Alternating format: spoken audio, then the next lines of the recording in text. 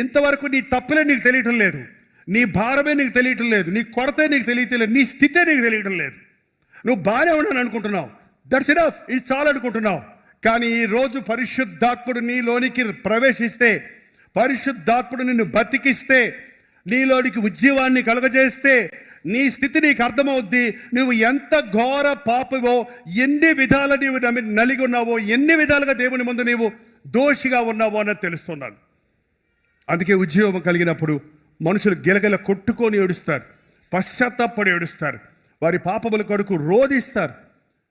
పాపిని ప్రభువా నైస్గా చెప్పడం కాదు, నాయనా నిన్ను క్షమించు అని హృదయాంతరేంద్రియంలో నుంచి ప్రార్థిస్తారు. ఎందుకంటే పరిశుద్ధాత్ముడు మనల్ని పాపమును గురించి ఏం చేస్తాడు? ఒప్పింపజేస్తాడు.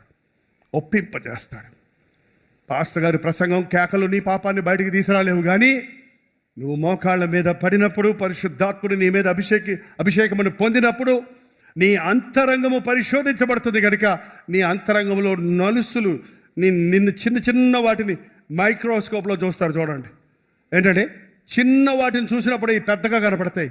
నీ హృదయంలో ఉన్న దోషాలు చిన్నగా ఉన్నాయి, కానీ దేవుని వెలుగు నీ మీద ప్రకాశించబడ్డప్పుడు నీ పరిస్థితి నీకు అర్థమవుతుంది, నీవెక్కడున్నావో నీకు అర్థమవుతుంది.